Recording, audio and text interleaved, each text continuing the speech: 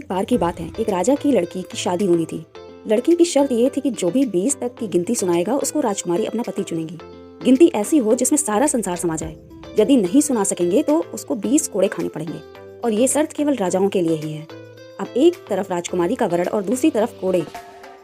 एक एक करके राजा महाराजा आए। राजा ने दावत भी रखी, मिठाई और सब पकवान तैयार कराएं। पहले सब दावत का मजा ले रहे होते हैं, फिर सभा में राजकुमारी का स्वयंवर शुरू होता है।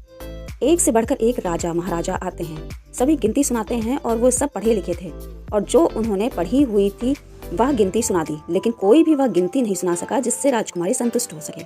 अब जो भी आता कोड़े खाकर चला जाए। कुछ राजा तो आगे ही नहीं आए। उनका कहना था कि गिनती तो गिनती ही होती है, राजकुमारी पागल हो गई है या केवल हम सबको पिटवा कर मजे लूट रही है। ये सब नजारा देखकर एक हलवाई हंसने लगता है। वह कहता है, अरे डूब मरो महाराजाओं, आप सबको 20 तक की गिनती नहीं आती। ये सब सुनकर सब राजा उसको दंड देने के लिए बोलते हैं। राजा उससे पूछता है कि तुम क्या गिनती जानते हो? यदि जानते हो तो सुनाओ। हलवाई कहता है, हे राजन, यदि मैंने गिनती सुनाई तो क्या राजकुमारी मुझसे शादी करेगी? क्योंकि मैं आपके बराबर नहीं हूँ और ये स्वयंवर भी केवल राजाओं के लिए हैं, तो गिनती सुनाने से मुझे कोई फायदा नहीं है और मैं नहीं सुना सका तो सजा भी नहीं मिलनी चाहिए। राजकुमारी बोलती है, ठीक है, यदि तुम गिनती सुना सकते हो तो मैं तुमसे शादी करूंगी और यदि नहीं सुना सके तो तुम्हें मृत्यु दंड दिया जाएगा। सब देख रहे थे कि आज तो हलवाई की मौत तय है। हलवाई को गिनती बोलने के लिए कहा जाता है। राजा की आज्ञा लेकर हलवाई गिनती शुरू करता है।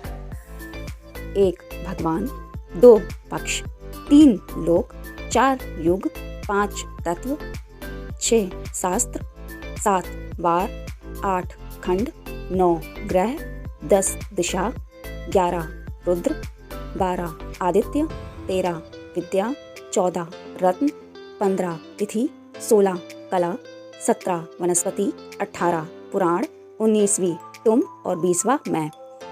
सब हक्के बक्के रह जाते हैं। राजकुमारी हलवाई से शादी कर लेती है। इस गिनती में संख्या नहीं तजुर्बे का महत्व है। सिर्फ 20 तक की गिनती राजकुमारी पूछ रही है, तो ये संख्या नहीं और कुछ है। यह अनुमान राजकुमार नहीं लगा सके।